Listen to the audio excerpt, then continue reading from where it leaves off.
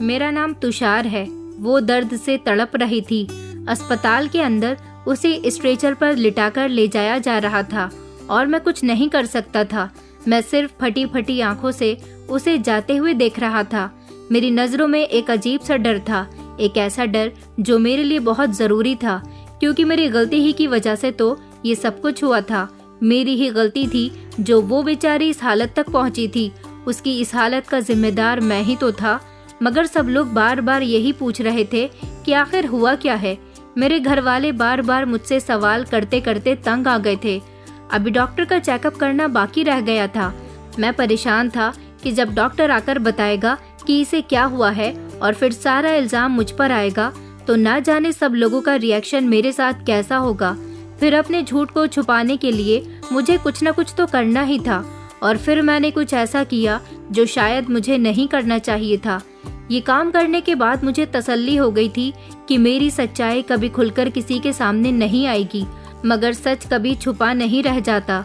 इंसान चाहे जितनी भी कोशिश कर ले, सच सबके सामने आ ही जाता है, क्योंकि कुदरत का एक ऐसा करिश्मा हुआ जिसकी मुझे क्या, किसी को भी कोई उम्मीद नहीं थी। और फिर मेरी सच्चाई सबके सामने कुछ इस तरह खुलकर आई कि जिसने सबके पैरों तले से जमीन निकाल दी। मैं एक मिडिल क्लास फैमिली में रहने वाला लड़का था। काफी समय से मेरी मम्मी मेरे लिए रिश्ता तलाश कर रही थी। मैं सीधा सादा लड़का था, मगर मेरी जिंदगी में मेरे कुछ ऐसे दोस्त बन गए थे जिनकी संगतों में रह रहकर मैं चालाक बन गया था। दरअसल मेरे इन दोस्तों की मुलाकात मुझसे तब हुई थी जब मैंने नए कॉलेज में एडमिशन लिया था। ये लड़के आपस में एक दूसरे के साथ बहुत हंसी मजाक किया करते थे और मैं वहाँ ज्यादा किसी को जानता नहीं था, क्योंकि वो लड़के वहाँ के पुराने स्टूडेंट थे। मेरी दोस्ती मेरे ही जैसे एक सिंपल और सीधे लड़के से हुई थी, लेकिन फिर एक दिन ऐसा हुआ कि मैं भी उन लोगों के साथ शामिल हो गया और हम 4 लड़कों का एक ग्रुप बन गया, जिसमें हम 2 लड़के बहुत सीधे थे और वो दोनों लड़के जिनका नाम आकाश और प्रीतम था, वो भी हमारे दोस्त बन गए, या ये कहें कि उन्होंने हम दोनों को अपना दोस्त बना लिया। हम चारों की दोस्ती अच्छी तरह से चल रही थी। सब कुछ बिल्कुल ठीक था। पढ़ाई में भी मैं बहुत अच्छा था, लेकिन प्रीतम और आकाश पढ़ाई में बिल्कुल भी अच्छे नहीं थे। वो हमें भी पढ़ाई करने से रोक टोक किया करते थे। कई बार ऐसा हुआ था कि उनकी वजह से हमने क्लासेस गोल की थी।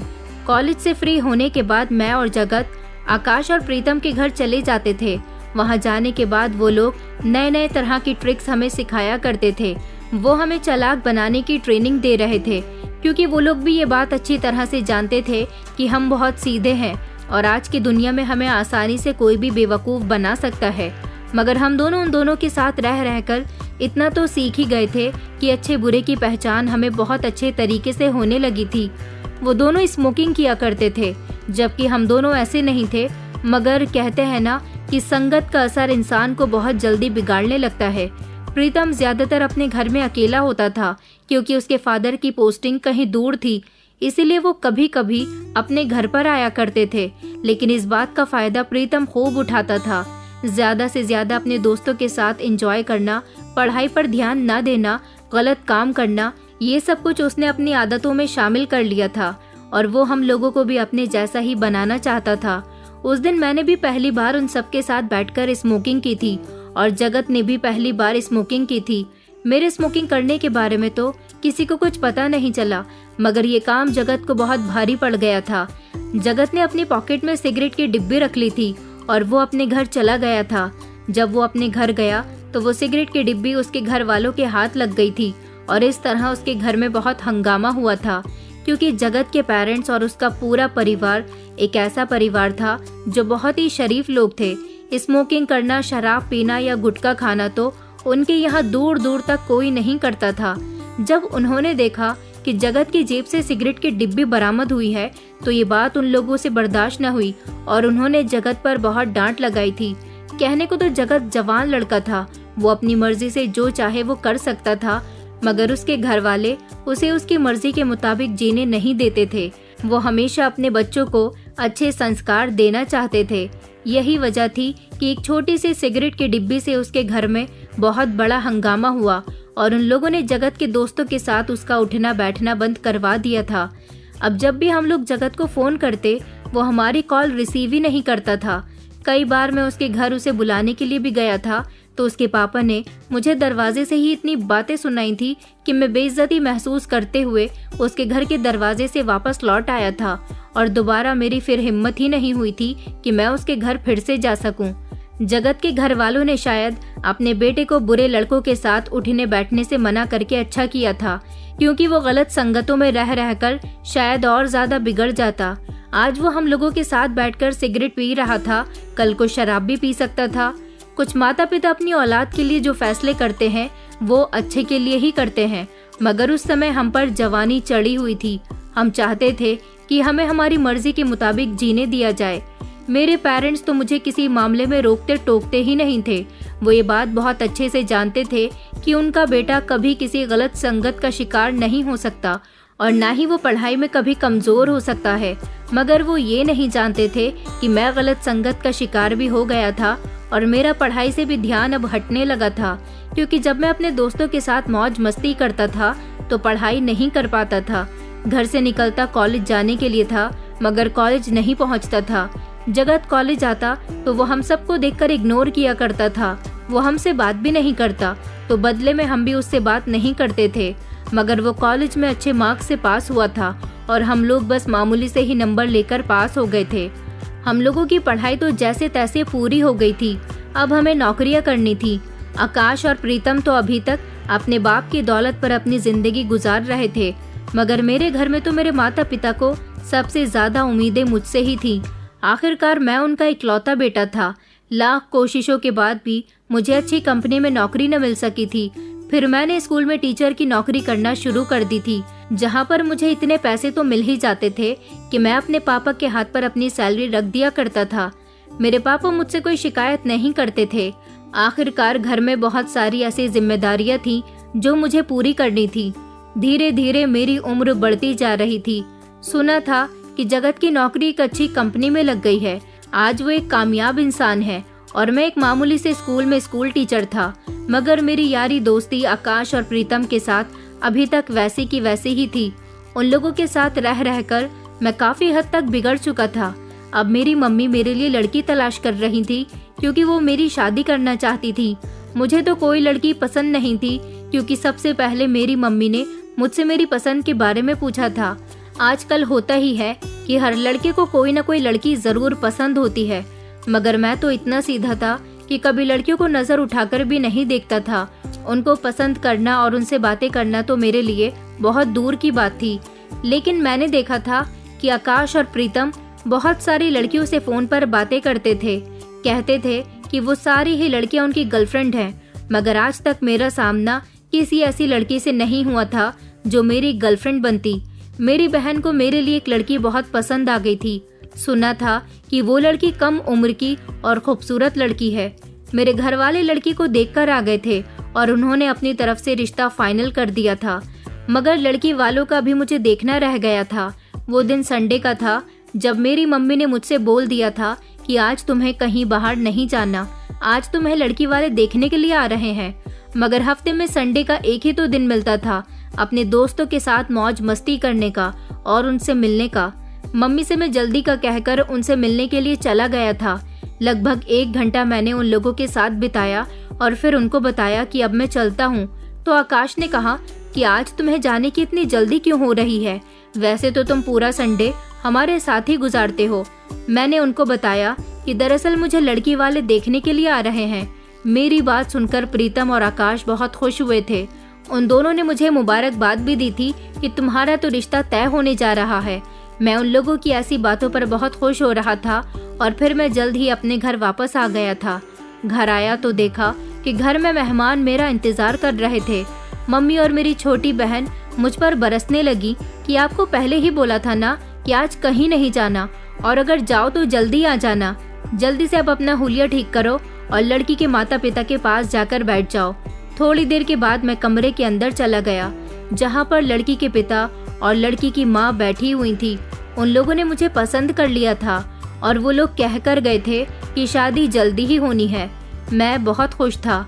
मेरा रिश्ता तय हो गया था और जिस लड़की के साथ मेरा रिश्ता फिक्स हुआ था वो लड़की बेहद खूबसूरत थी, क्योंकि मेरी बहनों ने मुझे उसकी फोटो दिखा दी थी और मेरे नंबर पर सेंड भी कर दी थी।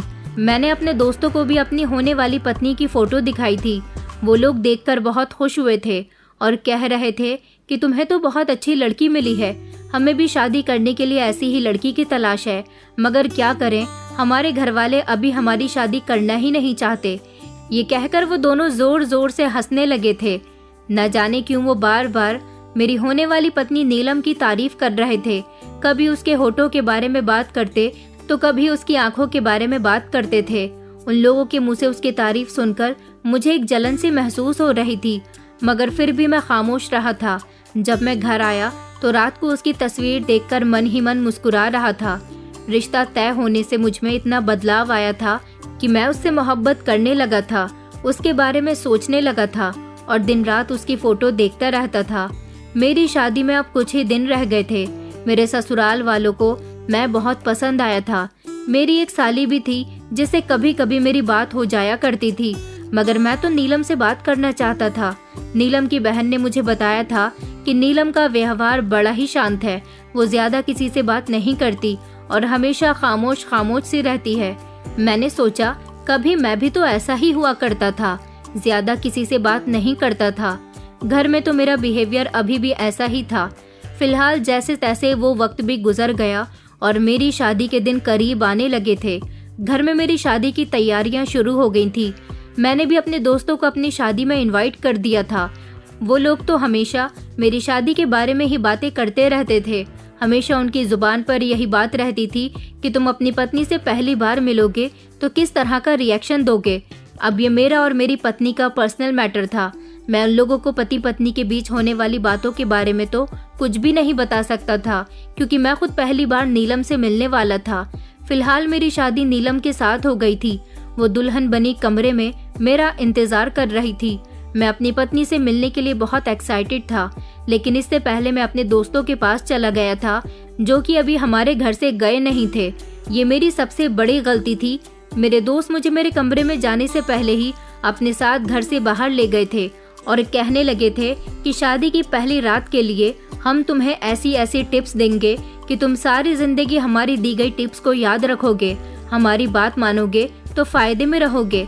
मैंने कहा, तुम लोग तो मुझे ऐसे टिप्स दे रहे हो जैसे तुम लोगों की शादी हो चुकी है। उन दोनों ने कहा, हाँ, मगर शादी के बाद जो पति पत्नी के बीच होता है वो हम तुमसे ज्यादा जानते हैं। तुम तो बहुत मासूम हो, तुम्हें कुछ नहीं पता, इसलिए हम तुम्हें बताते हैं कि शादी के बाद अपनी नई जिंदगी की शुरुआत कैसे करते हैं। वो लोग अपने साथ शराब लेकर आए थे और मेरे घर से थोड़ी दूर जाने के बाद उन्होंने सुनसान सड़क पर मुझे जबरदस्ती शराब पिला दी। मैंने आज तक शराब को कभी हाथ भी नहीं लगाया था, मगर उन लोगों की ज्यादा जिद करने पर मैंने थोड़ी सी शराब पी ली थी। उन्होंने बोतल को मेरे मुंह से लगाते हुए कहा कि पियो यार, जी भर के पियो, आज तुम्हारी शादी का दिन है। ये दिन जिंदगी में बार बार नहीं आता, आज तो सेलिब्रेशन का दिन है। इस खुशी में तुम खूब पियो। आज की रात तुम्हें देखकर तुम्हारी पत्नी भी खुश हो जाएगी। मैं तो यही चाहता था कि नीलम मुझे हर तरह से खुश रखे। अब वो लोग मुझसे ये सब कह रहे थे तो जरूर उसमें कोई ना कोई बात तो होगी, क्योंकि वो लोग मुझसे ज्यादा लड़कियों को जानते थे। इसलिए मैंने उनके कहने की खातिर शराब पी ली थी। फिर मेरे दोस्त प्रीतम ने मुझे एक ऐसी दवाई दी और कहा कि इस दवाई को खाने से तुम्हारी पत्नी सारी जिंदगी तुमसे खुश रहेगी और कभी तुमसे दूर जाने की बात भी नहीं करेगी। मैं उसकी बात सुनकर चौंक गया था। मैंने कहा, ये किस तरह की दवाई है? तो उन्होंने बताया कि तुम्हारी पत्नी कभी तुमसे अलग नहीं होगी। देखो, तुम इस बारे में कुछ नहीं जानते, मगर हमें तुम्हारी फिक्र है, तभी तो हम तुम्हारे लिए ये दवाई लेकर आए हैं। उन्होंने जबरदस्ती मुझे वो दवाई भी खिला दी थी और फिर जब मैं नशे की हालत में अपने घर के अंदर गया तो मुझे बहुत चक्कर आ रहे थे। ये तो अच्छा हुआ कि मेरी मम्मी और बहन को इस बात का अंदाजा नहीं हुआ कि मैं शराब पिया हुआ हूँ। मैं कमरे के अंदर चला गया था, मगर मेरी हालत बहुत खराब हो रही थी। शराब का नशा मेरे दिमाग पर सवार हो गया था। उन लोगों ने मुझे कुछ ज्यादा ही पिला दी थी। पहली बार शराब पीने की वजह से और फिर ओवरलोड पी लेने से मेरी कंडीशन इतनी खराब हो गई थी कि मुझे अपना कोई होश ही नहीं था। मैं जैसे ही कमरे में गया तो मैंने देखा कि मेरी पत्नी दुल्हन बनी बिस्तर पर बैठी हुई थी। उसने घूंघट किया हुआ था। मैं झट से बेड पर जा पहुंचा। मैंने उससे कोई बात नहीं की और उसका घूंघट उतार कर एक तरफ कर दिया। वो मुझे देखकर चौंक गई थी। वो इतनी खूबसूरत थी कि मुझसे रुका नहीं गया और फिर मैंने उसके साथ ज़बरदस्ती करनी शुरू कर दी। उसके साथ ऐसा बिहेव किया जैसे मैं कोई इंसान नहीं बल्कि कोई दरिंदा हूँ। शायद वो मुझे देखकर डर रही थी, चीख रही थी, चिल्ला रही थी और बहुत रो रही थी। कह रही थी, ये आप क्या कर रहे हो? मगर मैंने उसकी एक न सुनी। पहली बार मैं किसी लड़की से अकेले कमरे में मिल रहा था। वो मेरी पत्नी थी, सारी जिंदगी मेरे साथ रहने वाली थी। अगर मैं इसके साथ जबरदस्ती ना करता तब भी वो मेरी पत्नी बनकर मुझे खुश करने के लिए मेरी खातिर सब कुछ कर सकती थी। मगर ना जाने क्यों मुझ पर यह हैवान हावी था। मैंने उसके साथ वो किया जो मुझे नहीं करना चाहिए था और इतनी अभद्रता और दरिंदगी से मैंने उसकी इज्जत के साथ खेला कि वो बेचारी ये सब कुछ सहन न कर सकी थी। उसकी हालत बहुत खराब हो गई थी। वो चीख रही थी, चिल्ला रही थी, मगर उसकी चीखें बाहर तक ना जा सकी क्योंकि मैंने खिड़की दरवाजे को अच्छी तरह से बंद कर दिया था, जिसकी वजह से उसकी चीखें कमरे से बाहर न जा सकी और वो सारी रात मेरी दरिंदगी का शिकार होती रही थी। वो बेचारी जब ये सब कुछ बर्दाश्त न कर सकी तो बेहोश हो गई और जब वो बेहोश हुई तो उसे ऐसी हालत में देखकर मैं भी खुद पर काबू न कर सका और मैं भी बेहोश हो गया। सुबह न जाने कौन सा समय था जब मुझे होश आया था। मैंने जब आंखें खोल कर देखा तो मेरा दिमाग बहुत भारी हो रहा था। जैसे ही मेरी नज़र बिस्तर पर गई तो नीलम बड़ी बुरी हालत में बिस्तर पर पड़ी हुई थी। उसे अभी तक होश न आया था। उसका शरीर खून से लहूलुहान हो रहा था। उसकी ऐसी हालत देखकर मैं घबरा गया था। मैंने नीलम को होश में लाने की कोशिश की मगर उसकी हालत इतनी खराब थी कि उसे अपना होश ही नहीं था। मैंने उसकी हालत ठीक की और फिर दिमाग लगाने की कोशिश की कि आखिर इसके साथ क्या हुआ। धीरे धीरे जब मुझे याद आया कि इसके साथ ये सब कुछ मैंने ही किया तो मुझे बेहद ही अफसोस हुआ। मैं बहुत डर गया था कि अगर मेरे घर वालों ने इसकी ऐसी हालत देख ली तो न जाने वो मेरे बारे में क्या सोचेंगे कि मैंने अपनी पत्नी के साथ पहली रात ही उसका इतना बुरा हाल कर दिया तो सारी जिंदगी में न जाने उसके साथ क्या करूँगा। मैं इस बात को छुपाने की बहुत कोशिश कर रहा था मगर शादी वाला घर था और वो नई नवेली दुल्हन थी तो ये बात कैसे छुप सकती थी। अभी मैं यही उपाय सोच रहा था कि मैं क्या करूं जब मेरी माँ ने कमरे का दरवाज़ा बजा दिया। उस समय सुबह के 11 बज रहे थे। मैंने अपनी हालत भी जल्दी से ठीक की और दरवाज़ा खोल दिया। मम्मी ने कहा कि बेटा नीलम को भी जगा दो और जल्दी से तैयार होकर नीचे नाश्ते की टेबल पर आ जाओ। सारे मेहमान और घर वाले तुम लोगों का इंतजार कर रहे हैं। वो ये कहकर वहाँ से वापस जाने लगी जब मैंने अपनी मम्मी को आवाज़ लगाई और कहा कि नीलम अभी तक सो नहीं रही बल्कि उसकी तबीयत ठीक नहीं है। ये बात सुनकर मेरी मम्मी की आंखें फटी की फटी रह गईं और उन्होंने चौंकते हुए मुझसे कहा था, ये तुम क्या कह रहे हो? उसकी तबीयत खराब हो गई? उसे क्या हुआ? हटो, मुझे देखने दो। मम्मी मुझे साइड में करते हुए कमरे के अंदर घुसी चली आई। बिस्तर पर जब नीलम को बेहोश पड़े हुए देखा तो कहने लगी कि तुमने इसे होश में लाने की कोशिश नहीं की, इसे आखिर क्या हुआ है? मैं तो साफ मुकर गया था कि मैं नहीं जानता कि इसे क्या हुआ। रात तो ये बिल्कुल ठीक सोई थी मगर अब जागी नहीं रही। मेरा सच शायद ज्यादा देर तक छुपा नहीं रह सका क्योंकि मम्मी ने नीलम के शरीर से बहते हुए खून को देख लिया था। मम्मी कहने लगी कि जल्दी से एम्बुलेंस बुलाओ, इसकी हालत बहुत सीरियस है। मम्मी ने मुझे तो कुछ नहीं कहा मगर उन्होंने शोर मचाकर बाहर से सबको बुला लिया था। मैंने भी कॉल करके एम्बुलेंस को बुलाया और नीलम को अस्पताल में भर्ती कर दिया गया था। मुझे बेहद अफसोस था कि मैंने नशे की हालत में ये क्या कर दिया। मैं ऐसा करना तो नहीं चाहता था। अब मुझे याद आया था कि मेरे दोस्तों ने मुझे शराब पिलाई थी और वो दवाई भी खिलाई थी जो मुझे नहीं खानी चाहिए थी। ये सब कुछ जरूर उनकी शराब पिलाने से और उस दवाई के खाने की वजह से हुआ है। मुझे खुद पर शर्मिंदगी महसूस हो रही थी। घर वाले नीलम को देखकर तरह तरह की बातें कर रहे थे। अंदर डॉक्टर नीलम का चेकअप कर रहा था और बाहर मैं बहुत परेशान हो रहा था कि क्या करूं। मैं एक बहुत ही बड़ी मुसीबत में फंस गया था। घर वालों को भी कुछ नहीं बता सकता था, इसलिए मैंने अपना मोबाइल जेब से निकाला और प्रीतम को कॉल करके सब कुछ बता दिया। मेरी बात सुनकर प्रीतम कहने लगा कि हमने तुम्हें शराब पिलाई थी, इसका मतलब ये तो नहीं कि तुम अपनी पत्नी की हालत ही खराब कर दो। और रही दवाई की बात, तो वो दवाई तुम्हारी पत्नी को खुश करने के लिए थी, ना कि उसकी हालत खराब करने के लिए। तुम्हारी पत्नी की हालत जैसी भी है उसके जिम्मेदार तुम खुद हो, हम पर उसका इल्जाम मत लगाओ। ये कहकर प्रीतम ने फोन बंद कर दिया था। जबकि मैंने आकाश को कॉल लगाई तो कुछ ऐसे ही शब्द आकाश ने भी कहे थे। उन दोनों ने पहले तो मुझे ज़बरदस्ती रात को ये सब करने के लिए कहा, और फिर जब इतनी बड़ी मुसीबत मेरे सर पर आ गई तो वो लोग साफ बच रहे थे। मेरी समझ नहीं आ रहा था कि मैं क्या करूं। थोड़ी देर के बाद डॉक्टर जब बाहर आया तो उन्होंने मुझे पर्सनली अपने केबिन में बुलाया था। वहां जाने के बाद डॉक्टर ने मुझे बहुत डांट लगाई थी, क्योंकि डॉक्टर पूरी बात समझ गए थे। उन्होंने कहा कि तुम्हारी पत्नी की हालत बहुत सीरियस है, एक ही रात में तुमने उसकी जिंदगी बर्बाद कर दी। अरे वो तुम्हारी पत्नी थी, तुम कदर और तमीज के साथ उसके साथ पेश आते, उसका और तुम्हारा तो सारी जिंदगी का साथ था।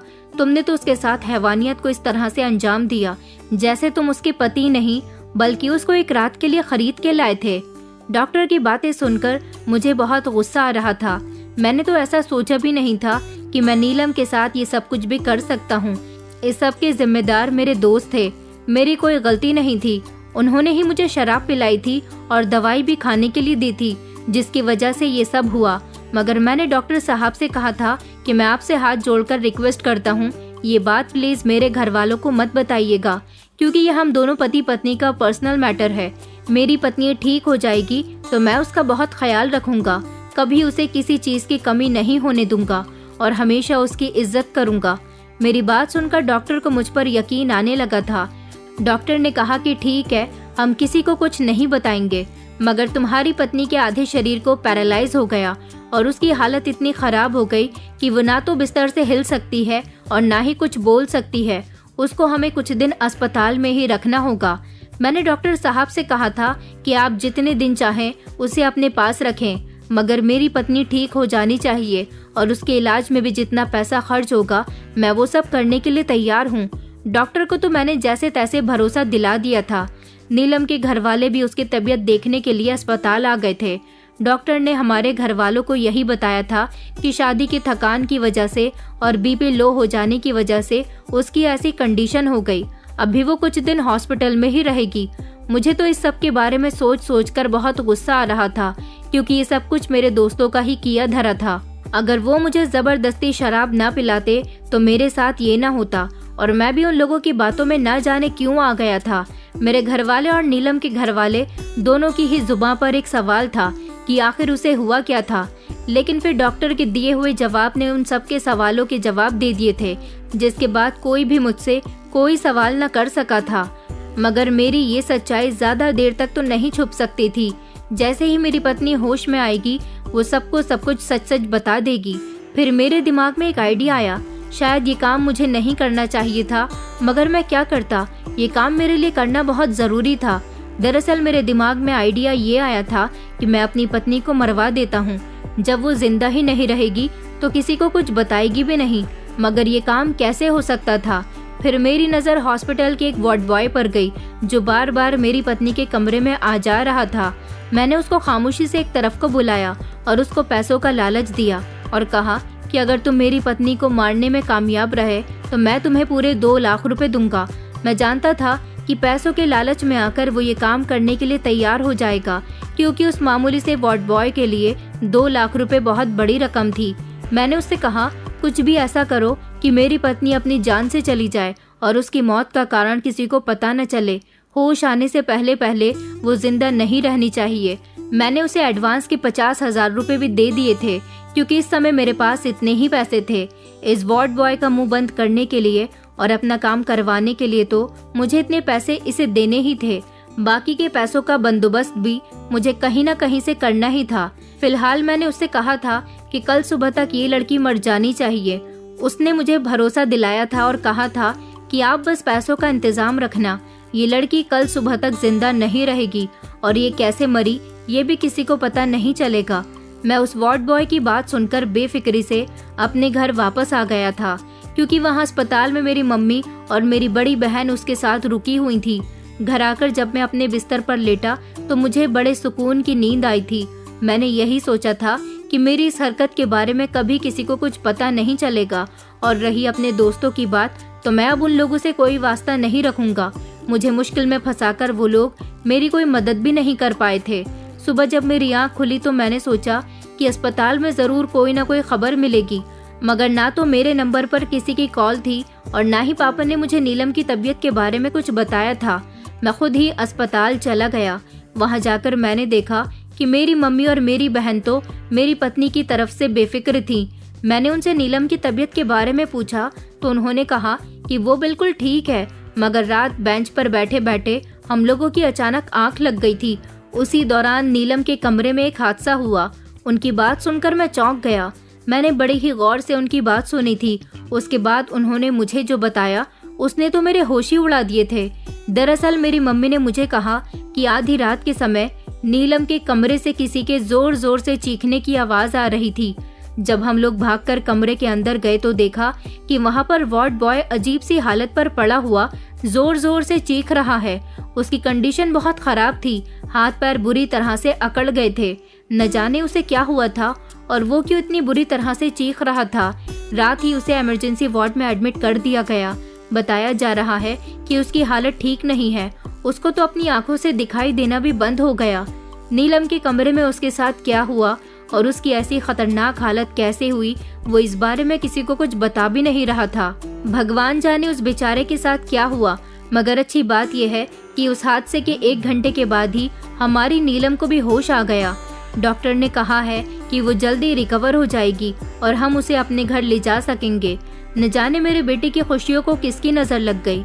मेरी माँ बहुत अफसोस के साथ ये बात मुझे बता रही थी, मगर उस वार्ड बॉय के साथ क्या हुआ था ये बात तो मैं भी जानना चाहता था।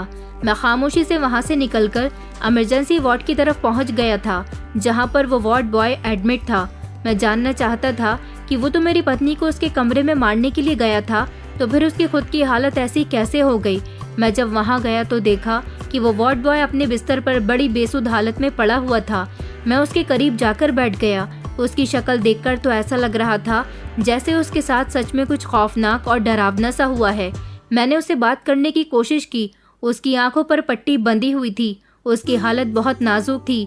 मेरी आवाज़ सुनकर शायद वो मुझे पहचान गया था। उसने मेरे आगे हाथ जोड़े और कहने लगा कि देखो साहब, अब मुझे कोई काम मत देना। मैं आपकी पत्नी को नहीं मारना चाहता। अगर मैं आपकी बातों में ना आता तो शायद मेरी ऐसी हालत ना होती। वो ये कहकर बहुत अफसोस भरा चेहरा अपना बनाने लगा था। मैंने कहा, मगर तुम्हारी ये हालत कैसे हुई? तुम मुझे बताओ तो सही। क्या नीलम ने तुम्हें मारने की कोशिश की? मगर वो तो खुद बिस्तर पर पड़ी हुई है। वो कहने लगा कि नहीं नहीं, उन्होंने मुझे कुछ नहीं किया, बल्कि कोई और था जिसने मेरे साथ ये किया। मैं आपकी पत्नी के कमरे में उसे जहर का इंजेक्शन देने के लिए चला गया था।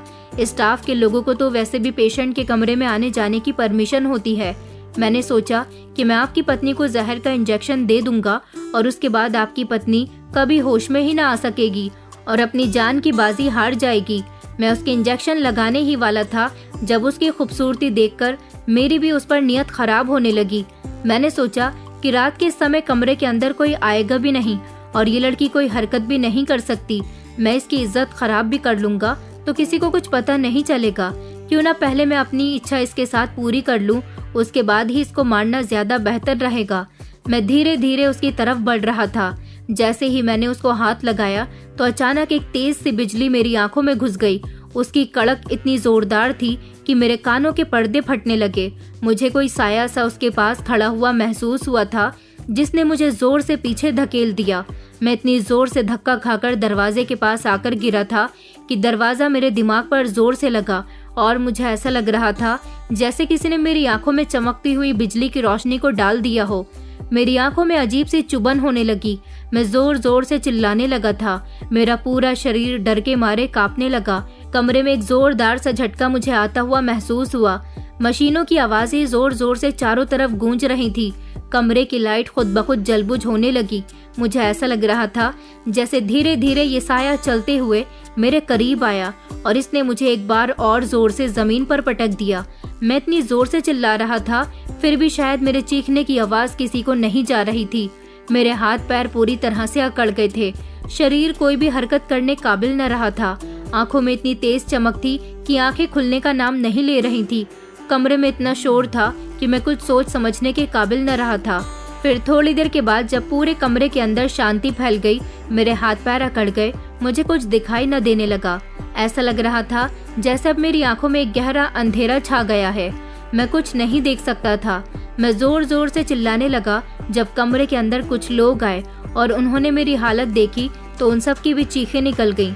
सब लोग यही कह रहे थे कि तुम्हारी ऐसी हालत कैसे हुई, तुम्हारे साथ क्या हुआ, मगर डर की वजह से मेरी आवाज़ भी नहीं निकल पा रही थी। मैं किसी को कुछ बताने काबिल नहीं था। मैं क्या बताता कि मैं इस लड़की के साथ क्या करने जा रहा था और मेरे साथ क्या हो गया। मुझे यहाँ भर्ती कर दिया गया। मेरा इलाज शुरू हुआ तो पता चला कि मैं अपनी आंखें खो चुका हूँ। देखो साहब, आपकी एक गलती की वजह से मेरी पूरी जिंदगी बर्बाद हो गई। मैं तो कहता हूँ कि इस लड़की में ज़रूर कोई गड़बड़ है, तभी तो मेरे साथ ये सब कुछ हुआ। मुझे आपके पैसे नहीं चाहिए, आप अपने पैसे अपने पास रखो। वार्ड बॉय की बातें सुनकर तो मैं अपने होश पर काबू रखने काबिल न रहा था। भला ऐसा भी कैसे हो सकता है। एक दो बार तो मुझे उसकी बातों पर यकीन भी नहीं आया था, लेकिन उसकी हालत देखकर उसकी बातों पर यकीन करना तो बनता था। ऐसी कंडीशन में वो मुझसे झूठ तो नहीं बोल सकता। और फिर मुझे मेरी मम्मी ने भी तो कुछ ऐसा ही बताया था। मैं तो बहुत परेशान था। मैं वहाँ से उठकर आ गया था। अब मेरी पत्नी भी होश में आ चुकी थी। बस मैं यही सोच रहा था कि मैं उससे सामना कैसे करूँगा। वो ज़रूर होश में आने के बाद सबसे पहले अपनी आप बीती सबको बता देगी। लेकिन होश तो मेरे तब उड़े थे जब मैं उसके सामने गया और वो बिल्कुल ठीक सबके साथ नॉर्मल होकर बातें कर रही थी। सबका मूड भी बिल्कुल ठीक था। शायद उसने किसी को इस बारे में कुछ नहीं बताया था। ये देखकर मुझे बहुत खुशी हुई थी। मैंने उसे उसकी तबीयत के बारे में पूछा तो उसने मुझे सबके सामने जवाब दिया था कि अब मैं काफ़ी बेहतर महसूस कर रही हूँ। 2 दिन बाद उसे अस्पताल से डिस्चार्ज कर दिया गया था। डॉक्टरों का कहना था कि उसकी हालत ऐसी नहीं थी कि उसे जल्दी डिस्चार्ज कर दिया जाता। इसे कुदरत का करिश्मा कहें या उसका अच्छा नसीब जो वो इतनी जल्दी ठीक हो गई। मगर जब वो घर आई तो उसने घर वालों को सारी हकीकत बता दी थी। हकीकत सुनने के बाद मैं सबकी नज़रों में बहुत गिर गया था। उसने फैसला किया था कि वो मेरे साथ अपनी आगे की ज़िंदगी नहीं गुजार सकती और ना ही वो मेरे घर में रहना चाहती है। वो अपने माता पिता के घर जाना चाहती है। मुझे नीलम से ऐसी उम्मीद नहीं थी कि वो घर आने के बाद मेरी सच्चाई सबको बता देगी। मुझे तो यही लगा था कि वो अब किसी को कुछ नहीं बताएगी। अगर उसे ये सब बताना ही होता तो वो अस्पताल में भी पूरी बात सबको बता देती। उसका मुझे छोड़ने वाला फैसला सुनकर तो जैसे मैं पूरी तरह से हिलकर रह गया था। उसने कहा था कि वो मुझ जैसे इंसान के साथ अपनी जिंदगी नहीं गुजार सकती, इसलिए मैं उसे डाइवोर्स दे दूं। जब मेरे घर वालों ने मेरी गलती के बारे में सुना तो सब लोगों ने ही मुझे बहुत डांटा था। आखिरकार गलती तो मेरी ही थी। मैं अपनी सफाई में कुछ नहीं कह सकता था। उसकी जान पर बन आई थी। मेरी वजह से उसकी जान भी जा सकती थी। मेरे घर वाले मुझे बहुत सारी बातें सुना रहे थे, जबकि नीलम के पापा का भी यही फैसला था कि वो अपनी बेटी को अब ससुराल नहीं आने देंगे। मगर मैं नीलम के साथ अपनी जिंदगी गुजारना चाहता था। शायद नीलम जैसी अच्छी लड़की मुझे कहीं नहीं मिल सकती थी। मेरी सबसे बड़ी गलती तो ये थी कि मैंने वार्ड बॉय को पैसे देकर नीलम को मरवाने की कोशिश की थी, लेकिन फिर भी वो बच गई। ऊपर वाला जो चाहे वो कर सकता है। उसकी मर्जी के बिना तो इस दुनिया में एक पत्ता भी नहीं हिल सकता। जिंदगी और मौत के फैसले भी उसके ही हाथ में हैं। मैंने नीलम को मरवाने की कोशिश की थी, लेकिन ऊपर वाला ऐसा नहीं चाहता था। तभी तो उसने ऐसा कुदरत का करिश्मा दिखाया कि नीलम को एक खरोंच तक न आई थी और वो बिल्कुल ठीक हो गई। मुझे अपनी गलती का एहसास हो गया था। मेरे घर वालों ने मुझे इस बात पर बहुत डांटा था कि तुमने जो उसके साथ कमरे में किया, ऐसा तो नॉर्मली बहुत से ऐसे शादीशुदा कपल्स के साथ हो जाता है, लेकिन बाद में तुमने अपनी गलती छुपाने के लिए उसको मरवाने की जो हरकत की थी वो तुमने बिल्कुल भी ठीक नहीं किया। मेरे घर वाले भी काफ़ी दिनों तक मुझसे नाराज़ रहे थे। कोई भी मुझसे बात करने के लिए तैयार नहीं था, जबकि नीलम के पापा तो मुझे अरेस्ट करवाना चाहते थे, मगर नीलम ने उनसे मना कर दिया था। तभी वो खामोश होकर बैठ गए थे। मैं काफ़ी दिनों तक अपनी इस गलती का बेहद अफसोस करता रहा था और फिर आखिरकार मैंने सोच लिया था कि मुझे जैसे तैसे नीलम से माफ़ी मांगनी होगी, क्योंकि वो एक अच्छी लड़की है। मैं उसके साथ ऐसा नहीं करना चाहता था। मैं उसे बताऊंगा कि ये सब कुछ नशे की हालत में मुझसे हो गया था, वरना मैं ऐसा कुछ नहीं करना चाहता था। मगर मैं अपनी सफाई उसे कैसे सुनाता, वो तो कुछ सुनने के लिए तैयार ही नहीं थी। मैं बार बार उसके घर के चक्कर लगा रहा था, मगर उसके पापा घर का दरवाज़ा मेरे मुंह पर ही बंद कर दिया करते थे और मना करते थे कि आज के बाद मेरी बेटी से कभी मिलने मत आना और जल्द ही डाइवोर्स देकर उसे आज़ाद कर दो।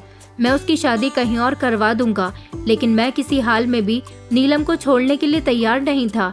जितना होता मैं उससे माफ़ी मांगने की कोशिश कर रहा था। कई बार मैंने उसे सॉरी के मैसेज भेजे थे। उसकी बहन से भी कहा था कि वो उससे बात करे और कहे कि वो मुझे माफ़ कर दे। मुझसे जो गलती हुई आइंदा वो गलती मुझसे कभी नहीं होगी। ये सब कुछ मेरे उन बिगड़े हुए दोस्तों की वजह से हुआ था। आज मुझे याद आया था कि हमारा पुराना दोस्त जगत, जिसके माता पिता ने हम जैसे दोस्तों से उसका किनारा करवा लिया था, ऐसा उन्होंने उसके लिए बहुत बेहतर किया था, क्योंकि अगर वो भी हमारे साथ आज शामिल होता तो शायद गलत संगत में आकर वो भी अपने साथ कुछ बुरा कर सकता था। ये सब कुछ गलत संगत की वजह से हुआ था। अगर हम अच्छे लोगों की संगत लें तो हम अच्छी बातें ही सीखते हैं, लेकिन अगर हम गलत लोगों की संगत सीखते हैं तो हम हमेशा गलत का सामना करते हैं और गलत बातें ही सीखते हैं। मुझे अपनी गलती का रह रहकर बहुत एहसास हो रहा था। मैं नीलम से माफ़ी मांगते मांगते थक गया था। नीलम थी कि मुझे माफ़ करने के लिए तैयार ही नहीं थी, मगर जितना मुझसे हो सका मैं उससे माफ़ी मांगता रहा। बार बार उसके घर के करीब जाता, उसकी खिड़की के आगे हॉर्न बजाकर शोर मचाता ताकि वो एक बार मुझसे बात तो कर ले। सॉरी के साइन बोर्ड उसे दिखाता, सॉरी के मैसेज उसे भेजता, सॉरी के गिफ्ट उसके दरवाजे पर रख दिया करता था।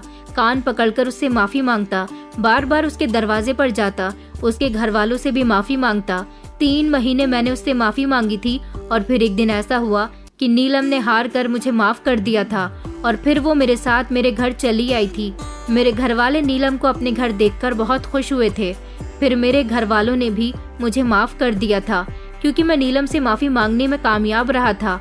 मैंने उससे वादा किया था कि मैं कभी उसे किसी तरह की कोई तकलीफ नहीं पहुंचाऊंगा और ना ही कभी उस पर कोई आँच आने दूंगा। नीलम बहुत शांत बिहेवियर की लड़की थी। मेरे साथ उसकी जिंदगी की नई शुरुआत होने लगी थी। मैंने उससे धीरे धीरे सब कुछ पूछना शुरू किया। उससे अपनी गलती की अपने सामने बिठाकर भी माफ़ी मांगी थी और उससे पूछा था कि उस रात वार्ड बॉय के साथ आखिर क्या हुआ था, क्या तुमने ये सब कुछ किया था? नीलम ने मुझे बताया कि नहीं, मैंने ये कुछ भी नहीं किया था। दरअसल मैं 7 साल की थी जब मुझे मेरी माँ इस दुनिया से छोड़कर चली गई थी। धीरे धीरे जैसे जैसे मैं बड़ी होती गई, मुझे एक साया सा नजर आने लगा था। एक ऐसा साया जिसकी कभी मैंने शक्ल ही नहीं देखी। बस मुझे ऐसा लगता था जैसे वो मेरे आगे पीछे रहता है। कभी खेलते खेलते भागते हुए मैं जमीन पर गिर जाती तो मुझे कोई संभाल लिया करता था। मेरे चोट नहीं लगती थी। मैंने ये बात अपने पापा को बताने की कोशिश की तो कभी पापा ने मेरी बात पर यकीन नहीं किया। उन्हें ऐसा लगता था जैसे मैं उनसे झूठ बोलती हूँ। जब मैं 12 साल की हुई तो पापा ने दूसरी शादी कर ली थी। मेरी सौतेली माँ अपने साथ 10 साल की एक बेटी लेकर आई थी। मेरी सौतेली माँ तो कभी मेरी माँ बन न सकी, मगर सौतेली बहन हमेशा मेरे साथ बहन बनकर रहती है। कई बार मेरे साथ ऐसा हुआ जैसे मैं बहुत बड़ी परेशानी में हूँ और मुझे अचानक से कोई बचा लेता है। जैसे मैं स्कूल जाती थी तो अपनी कॉपीज घर भूल जाती थी। अचानक से कॉपीज मेरे बैग में आ जाती थी। टीचर मुझे अगर मेरी किसी गलती पर मारती तो उनके मारने पर मेरे हाथ पर चोट नहीं लगती थी। ये सारी ही बातें मैंने अपने पापा को फिर से बताने की कोशिश की, मगर कभी उन्होंने मेरी बातों पर यकीन नहीं किया। तो फिर आगे चलकर मैंने उन्हें कुछ भी बताना छोड़ दिया। उस रात जो तुमने मेरे साथ किया शायद वो बहुत गलत था। शायद जो साया मेरे साथ रहता है वो तुम्हें भी सजा दे सकता था, मगर उसने तुम्हें सजा इसीलिए नहीं दी क्योंकि तुम अपने होश में नहीं थे, तुम नशे की हालत में थे। तभी तुमने मेरे साथ उस दरिंदगी को अंजाम दिया था। लेकिन बाद में उस वार्ड बॉय ने जो मेरे साथ किया वो सच में बहुत गलत था। वो मुझे मारना तो चाहता था, मगर पहले वो मेरे साथ अपनी हवस को पूरी करना चाहता था। वो धीरे धीरे जैसे ही मेरे करीब आया, मुझे उसकी चीख पुकार की आवाज़ सुनाई देने लगी। मैं उसके चीखने की आवाज़ से होश में आई थी। मैंने देखा कि उसके आसपास कोई साया खड़ा हुआ था। मेरे होश में आते ही वो साया कहीं गायब हो गया और मैं ये सब देखकर अचानक बेहोश हो गई। लेकिन जब मुझे 1 घंटे के बाद होश आया तो मैं बिल्कुल ठीक थी। मुझे ऐसा महसूस ही नहीं हो रहा था कि मेरे साथ कुछ हुआ है। क्या तुम जानना चाहोगे कि वो साया किसका था? मैं जानती हूँ कि वो साया किसका था। वो साया मेरी माँ का है, क्योंकि एक माँ ही तो होती है जो अपनी औलाद को कभी किसी तकलीफ में नहीं देख सकती और हमेशा अपनी औलाद को बचाने के लिए आगे बढ़ जाती है। दरअसल जिस दिन से मेरे पापा ने दूसरी शादी की है, मेरी सौतेली माँ ने मेरी जिंदगी को दुश्वार कर दिया। वो मुझे प्यार नहीं करती थी। मैं हमेशा खामोश एक तरफ बैठी रहती थी। मेरे दिल को ये सदमा लगा हुआ था कि पापा ने दूसरी शादी क्यों की और मेरी सगी माँ मुझे छोड़कर क्यों चली गई। मुझे अपने ही घर में अकेलापन महसूस होता था। जब मैं जवान हुई तो मेरी शादी तुम्हारे साथ कर दी गई, मगर जब मैं अस्पताल से डिस्चार्ज होने के बाद घर गई और मैंने तुम्हें छोड़ने का फैसला कर लिया तो मेरी सौतेली माँ दिन रात मुझे ताने दिया करती थी कि कितनी मुश्किल से तेरी शादी करवाई थी। मैं तुझे इस घर में बर्दाश्त नहीं करना चाहती थी और अब तू दोबारा से यहाँ हमारे घर में रहने के लिए आ गई। वो मुझे किसी भी तरह घर से निकाल देना चाहती थी और तुम मुझसे बार बार माफ़ी मांग रहे थे, मगर मैं तुम्हें माफ़ नहीं करना चाहती थी। मेरी सौतेली माँ ने मुझे दिन रात इतने ताने दिए थे कि मुझसे उनके ताने बर्दाश्त न होते थे। यही वजह थी कि मैंने तंग आकर तुम्हें माफ़ कर दिया और सोचा कि कुछ लोगों से शादी की पहली रात ऐसी गलतियाँ हो जाती हैं। तुमने जो कुछ भी किया नशे की हालत में किया था, जानबूझकर तो नहीं किया, लेकिन अगर तुम अपनी गलती मान लेते और मुझे मरवाने की कोशिश ना करते तो तुमसे दोबारा गलती ना होती। शायद मैं तुमसे इतना नाराज भी ना होती, क्योंकि वो वार्ड बॉय मुझे सब कुछ बता चुका था। मैं भले ही बेहोशी की हालत में पड़ी हुई थी, मगर वो मुझसे बातें कर रहा था। मुझे उसकी एक एक बात सुनाई दे रही थी और फिर घर आने के बाद सौतेली माँ के दिन रात के ताने सुनना, इस सब से छुटकारा पाने के लिए मैंने सोचा कि मैं तुम्हें माफ़ कर ही देती हूँ, और अगर तुमने दोबारा कोई ऐसी गलती की तो शायद मैं फिर से तुम्हें माफ़ ना कर सकूंगी, क्योंकि मैं अपनी ज़िंदगी से बहुत तंग आ गई हूँ। मेरी सौतेली माँ ने मेरी ज़िंदगी दुश्वार कर दी। वो मुझे अपनी कहानी बताते हुए रोने लगी थी। मैंने उससे वादा किया था कि मैं तुम्हें कभी कोई नुकसान नहीं पहुंचाऊंगा, हमेशा तुम्हारे साथ रहूंगा और तुम्हें फिक्र करने की ज़रूरत नहीं है। तुम कहती हो ना कि तुम्हारी माँ का साया हमेशा तुम्हारे साथ है, तो तुम्हारी माँ का साया कभी तुम्हें कुछ नहीं होने देगा। आज भी मैं और नीलम एक साथ खुशी खुशी ज़िंदगी गुजार रहे हैं। नीलम का मैं इतना ख्याल रखता हूँ कि कभी उसे किसी चीज़ की परेशानी नहीं होती। मैंने कभी उसे तंग नहीं किया। मैं बुरा इंसान नहीं था। बस कहते हैं ना कि इंसान कभी कभी गलत संगत में पड़कर बुरा इंसान बन जाता है। मैंने अपने उन आवारा दोस्तों का साथ छोड़ दिया। अब मैं अपनी पत्नी के साथ खुश हूँ। क्या आप लोगों के साथ भी ऐसे हादसे हुए हैं जिसमें आपको कुदरत ने बचाया हो, ऐसे हादसे जिसमें आपने कुदरत का करिश्मा देखा हो? तो प्लीज़ आप लोग हमारे साथ अपनी स्टोरी शेयर ज़रूर कीजिए, ताकि हम अपनी अगली स्टोरी में आपकी कहानी लोगों तक पहुंचाएं। और याद रखिए, हमेशा अच्छे लोगों का साथ अपनाइए। गलत लोगों का साथ अपनाने से आप भी गलत बन जाएंगे, जिससे आपकी ज़िंदगी में मुसीबत खुद ब खुद आ जाएगी। सच्चाई और अच्छाई के रास्ते पर चलने वाले लोगों की ज़िंदगी में मुश्किलें आती हैं। मैं ऐसा नहीं कहता कि वो सीधे सीधे रास्ते से गुजर जाते हैं, मगर उनको उन मुश्किलों के रास्ते पर चलने के लिए भगवान उनका साथ देता है। इसीलिए आप भी कोशिश यही कीजिए कि अच्छे लोगों का साथ अपनाएं और अच्छा बनिए। दोस्तों, उम्मीद करती हूँ आपको हमारी कहानी पसंद आई होगी। कहानी पसंद आई है तो वीडियो को लाइक करें, चैनल पर नए हैं तो चैनल को सब्सक्राइब करें और हाँ, नोटिफिकेशन बेल को ज़रूर दबाएं ताकि अगली अपडेट सबसे पहले आपको मिले।